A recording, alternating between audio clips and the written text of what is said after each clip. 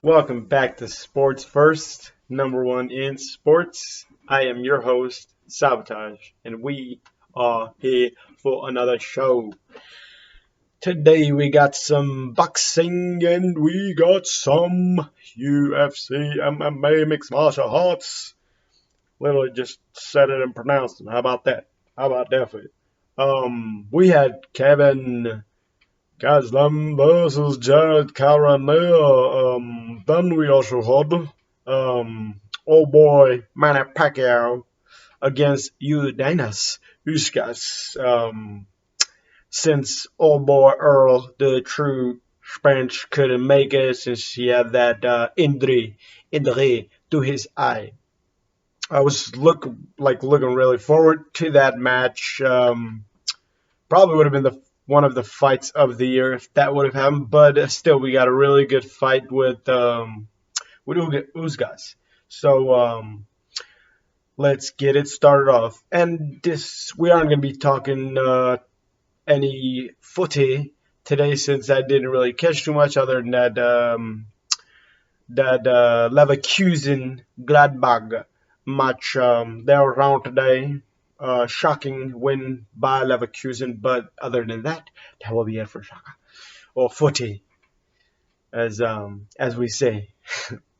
But yeah, let's get right into the boxing. Manny Pacquiao versus Yordenis Ugas.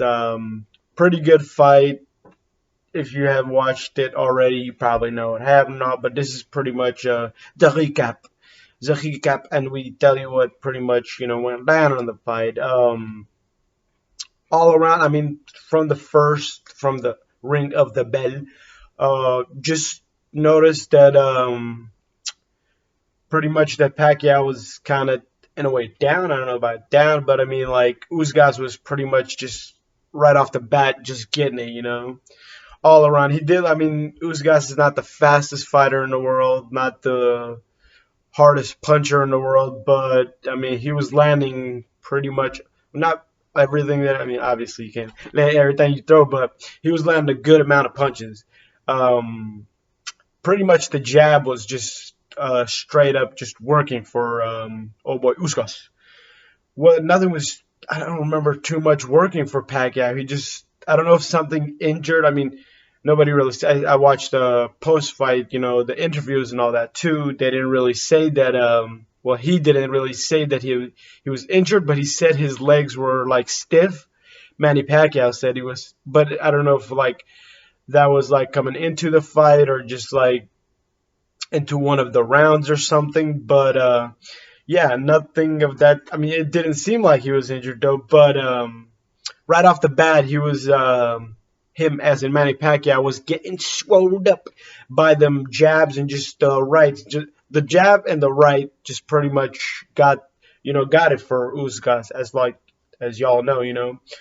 Not too much to the body. There was a couple of I mean there was obviously a couple of body shots, but just not enough. I didn't see too much from either fighter to be honest. I mean, even though Pacquiao just combinations, wonderful combination, amazing combinations from old boy Pacquiao, but still just not enough. He the size difference, the age difference, just everything was, obviously the size difference. But I mean, with the amount of experience, 8 different world titles. The only I think eight different world title winner as Manny Pacquiao just didn't have it pretty much.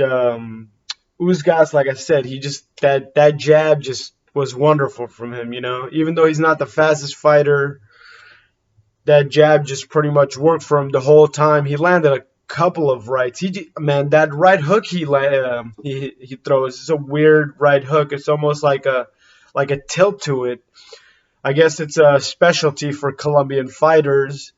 That right hook. Now that that also like I mean pretty much every single like all the last rounds were like 6 7 of the last rounds. It seems like Uzgas pretty much won every single round with Manny just not really landing anything. I mean he landed a lot of shots, just not enough and not clean shots, as in like they landed just They weren't like, like straight up, If they were, I mean, he he still didn't seem like like he was shook ever in the fight. At least I don't remember it.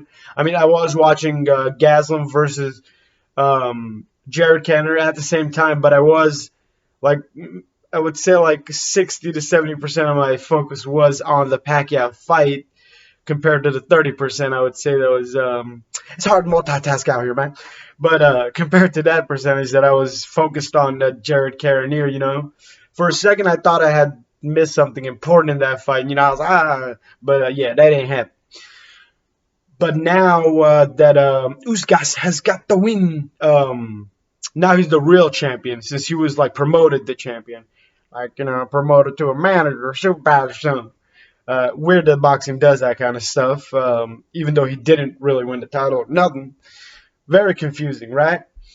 At least I think so. It just don't even make sense. I feel like you should at least win a match. It doesn't matter if it's against a bum, as some people call them, or just a lower level fighter. But yes, Uzgas is the champ, official champ. Now he can pretty much he can get anybody. Well, it's looking like that it's going to be Earl Spence, but Earl Spence has a injury in his eye area. So and I've heard that injury takes a while to come back from.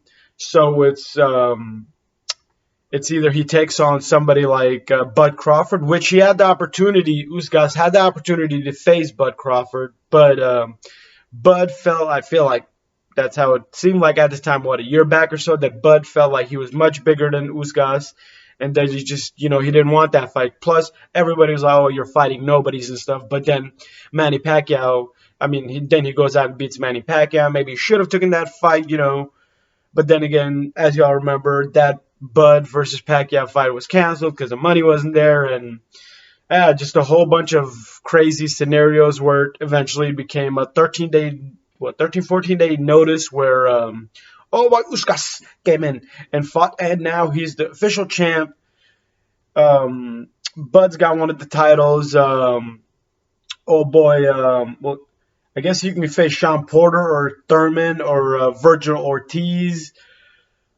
I don't know if he'd want to fight anybody else because those are the guys that are mainly. I'm missing a couple of names. I'm obviously missing a couple of names, but since Spence has the other title, you would think he would like go for that one right there. And that's gonna be it for the boxing scene. Didn't catch any of the prelims to be, with the boxing. I was just too focused on the undercards of the main card for UFC. Gastelum. This is Gastelum versus old boy Jared. But still, there was actually a really nice knockout that would happen. I forget who it was, but I missed the fight, so I was like, forget it. I'm not even gonna. It was pretty much, I forget if I was doing a double screen, but the double screen wasn't working, so I was like, I'll try it again after, old boy Pacquiao and him start fighting, and I did, and it actually worked. Should have tried it again, but I did. And yeah, that's it for the boxing scene. That Anthony Joshua, Deontay Wilder fight, I forget what that one's gonna be, but hopefully that one can happen, and there's a couple other fights. But seriously, boxing, step it and frank up. You know what I'm saying? Like only two really big fights in the whole. Like it's almost been a year or so, and only two pretty good fights. There was that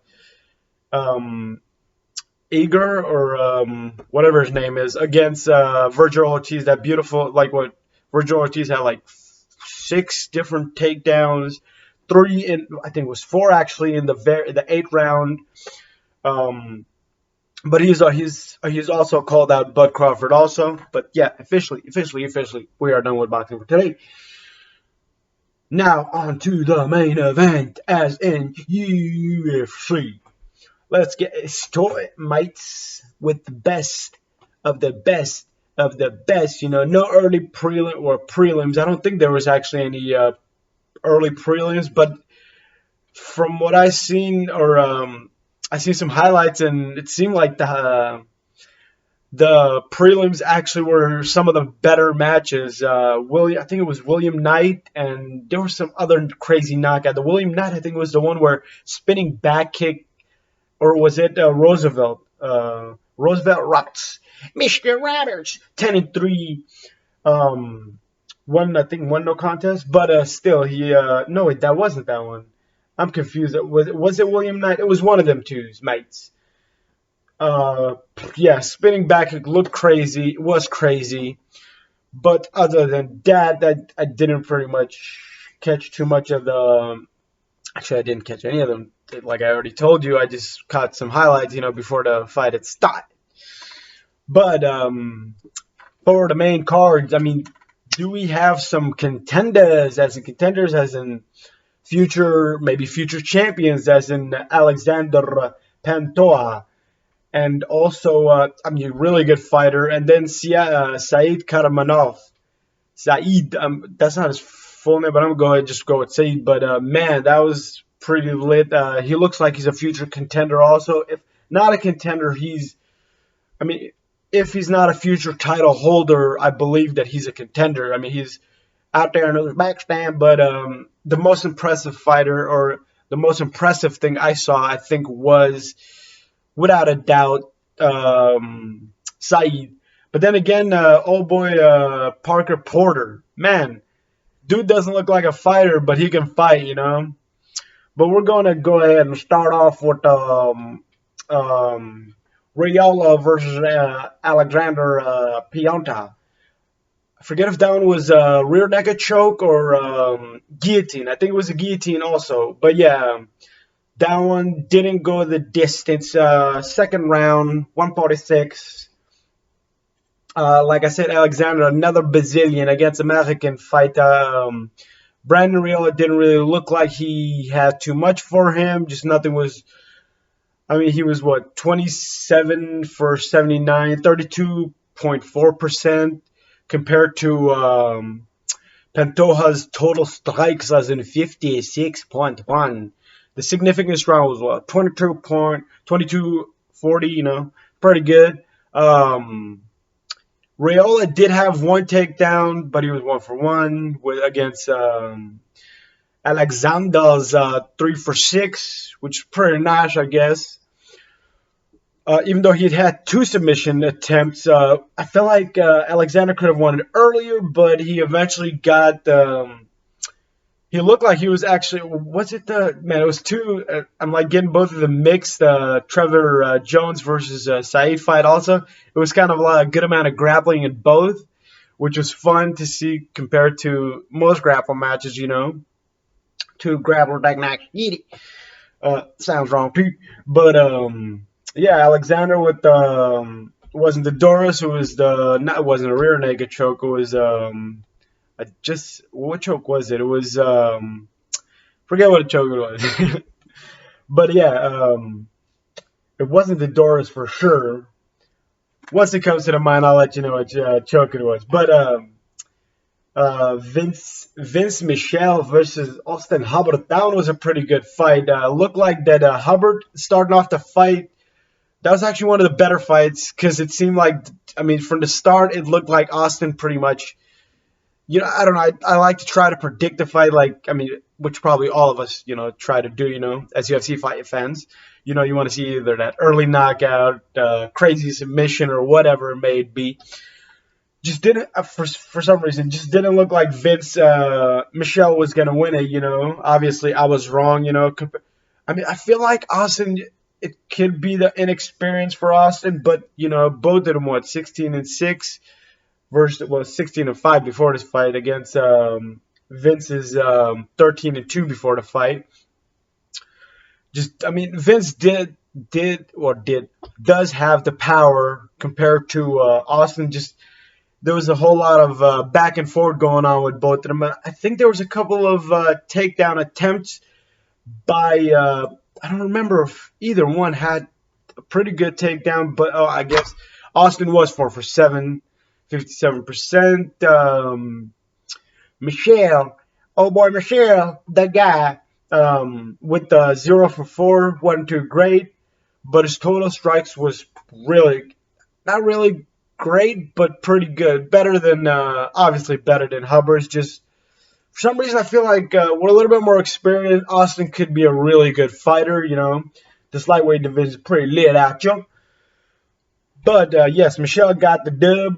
I forget if it was. I don't think it was a unanimous decision, but I mean, from just the watching, I forget the scorecard, but just from watching, it looked like it was unanimous. Even though Austin had the very first, very really good first round. So I'm gonna go ahead and say it was unanimous, even though it might not be.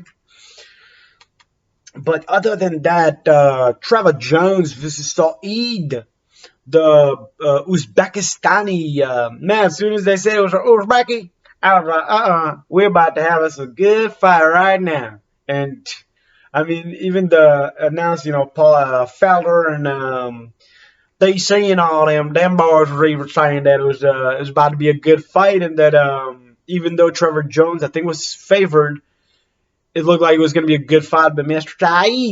Saeed did a really good fight. Oh my God, he was just. I thought he was going to come in with more wrestling, but he actually didn't. I mean, even though he had what, 7 attempts. Even though with those 7 attempts against Trevor Jones's 8, which only one was. I guess both wasn't the greatest wrestling from either one of these fighters. Even though I feel like Saeed could have done more. Right off the bat, it was the. I forget what choke it was again with this fight. It was, Kimura. Same thing with Alexander. There you go, the match clicking. It was a Kimura. He, right off the bat, Trevor Jones would try to do, I forget what it was, just a takedown. Didn't work.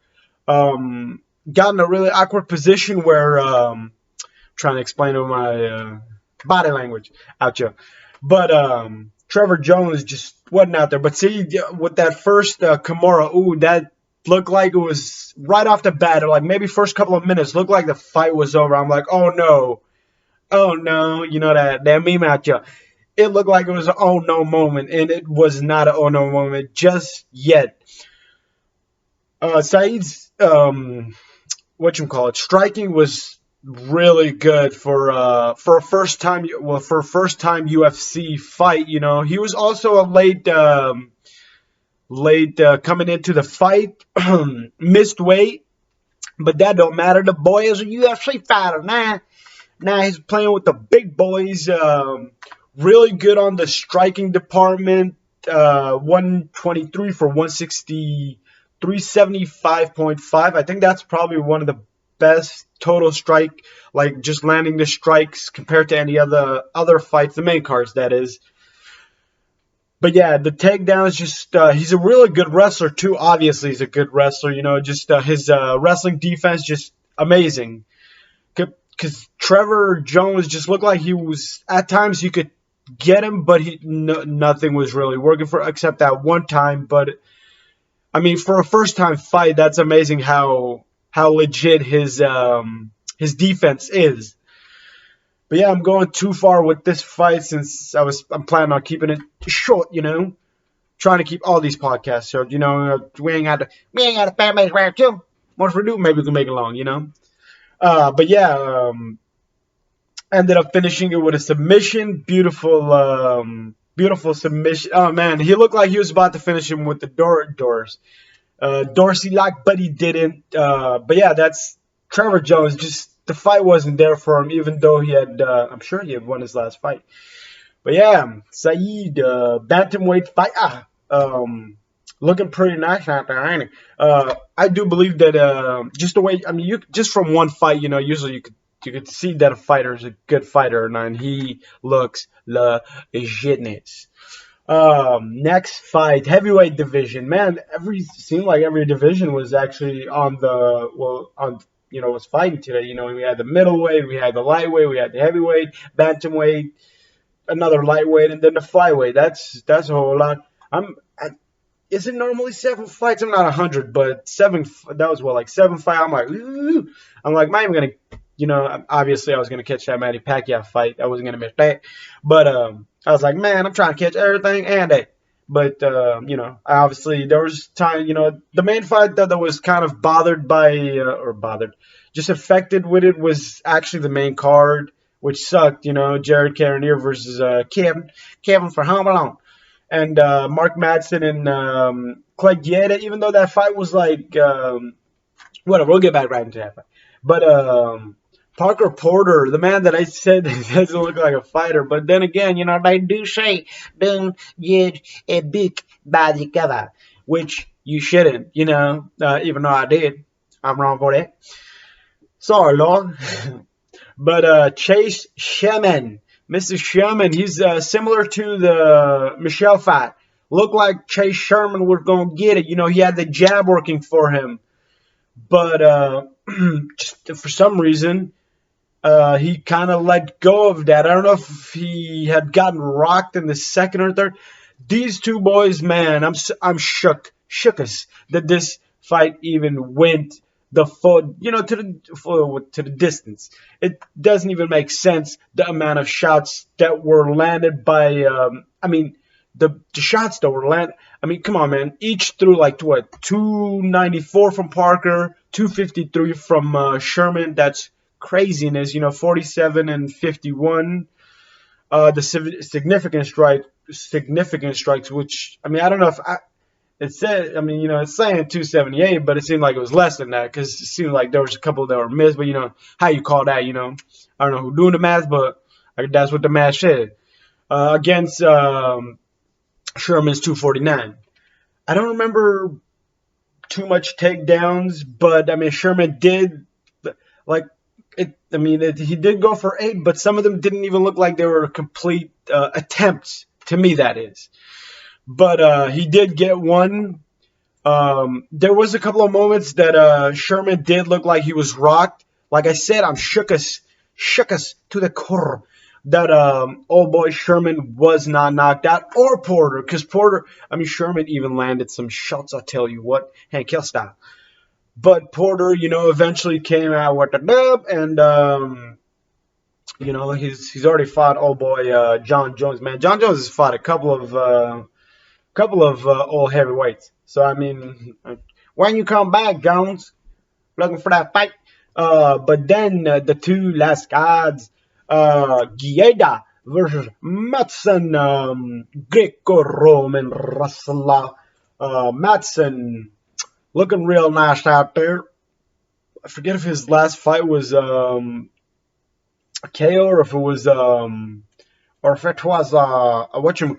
submission. I'm pretty sure it was a submission. But this one did go the distance. Like I said, I was like, this fight was happening during the Manny Pacquiao fight. I hate it when boxing and do this, even though I feel like the UFC could have pushed it back a little, or made the fight earlier, even though damn jerks didn't. Wish they would have made it much earlier, but they didn't, so it's like, it's all right, man. His last fight was actually against Austin Herbert. Got the coughs going. But even though he's both lightweights, but Mark Madsen just, there was obviously a good amount of wrestling going on with old boy Mark Madsen. Like I was really focused at the very end of the fight, just a lot of leg kicks from both fighters. Not, 200, around 200 and something strikes from both fighters together. That's this combination. 198 from old boy Mark Madsen and 212 from Guida. I honestly didn't know who was gonna. It was kind of hard to tell like who was gonna win this fight because I didn't feel like enough strikes were landed. It was like 98 from the to the 72. Which is actually a pretty decent amount, I guess. But from 192 to 212, that's all right. But only one takedown attempt, surprisingly, from old boy Mark Madsen. But yeah, now we got Mark Madsen at 11-0. Another nice looking lightweight fighter, maybe future champ. Who knows? Maybe future champ. But I easily see him as a contender But yeah, that's all from that fight. Also, we're gonna go ahead and level up to the Jared Cannonier versus Gage Leon. Legit fight out here with both fighters. Both fighters actually, I'm sure, I'm not 100% sure, but I know Kelvin Gastelum's last fight was against Whitaker. You know, Whitaker waiting for that fight against Sand Stabender. And you know, both of them actually in the rankings pretty much the top. You know, with the 9-3, Jared Cannonier's been out. He's actually been out for a hot second. Um, has it been? It hasn't been 2 years. Well, 2020, October 24th, his last fight, which went to decision craziness with like a bro. I heard that it was a mess up knee, but I'm pretty sure it was something with the wrist, like a broken wrist or something. But if Jared Cannonier's doing that, what do you think he's going? You know, that tells you that it should be a pretty good fight if he can get that fight against oh boy Israel Adesanya. You know, he's got the win against Dominic Reyes, and he's also got one against Silva. Losses against Glover Teixeira and Bonhovic. But Jared Cannonier looking pretty nice out there today. Good amount of leg strikes from both fighters. But then Jared Cannonier, after the fight, he said he pretty much had to stop. I don't know if he said if his feet was hurting or something, but Kevin was, 61 for 170 against Obor Cannonier, 53 for 128. Not too much from Cannonier on the striking department, but his defense was legitness. Compared to Kelvin Gastelum, but even though he's, you know, more, he was forcing more of the wrestling, which surprisingly he didn't do too much in the Robert Whitaker fight. But man, he was getting his ass whooped in that Robert Whitaker fight. If y'all got to catch that one, just Robert was just putting the works on him. So obviously Kevin's going to be dropping. You know, this one actually went to decision. It was unanimous. Surprisingly, I mean, it looked like it was unanimous, but just not too much at the very like the main round I was focused on was the last one. At the very end, Kevin was trying to go for a couple of takedowns, but at the very last seconds, he tried striking, which I'm like, man, I feel like you should have struck a little bit more often in the very last round, even maybe in the second round. I mean, Jared just pretty much came and took care of business. The bee's knees. I don't know what's going to be next for Gastelum, but I'm for sure. Jared Cannonier did say he's going to have another fight, but not sure who's going to fight. Even though Stylebender tweeted, he said fire during the fight. Fire, I think he said Stylebender or something in that area. But yeah, very dominant performance from Jared Cannonier. Kevin Gastelum almost, I mean, was it just me or did he look like he was a little bit out of shape? I mean, he went to 5 rounds, didn't look super tired. I'm just like more body style. Like, did he look like he had probably gained some more weight or something? Not 100, but it kind of looked like. But yes, thanks for watching. Go follow us on all the platforms and all that good stuff. Twitter, whatchamacallit, what's that? Instagram, as these kids like to call them, Insta. Yeah, go ahead and go and follow us on all that. If you want to give us a subscription, if not, we love the views. If you want to hate, like Dave Chappelle says, you know, write some hateful comments, do whatever you want, cause you know that's how it works out here. This business, this YouTube business. But that's going to be it. I am your host, Sabotage. We are out. Even though I said I was going to keep it short, I did not. Again, I keep disappointing myself in that area, but hey, I guess it's better for, you know, the learning and processing all that good stuff. But old boy Sabotage is out. Like I said, go follow and do all that good stuff. Again,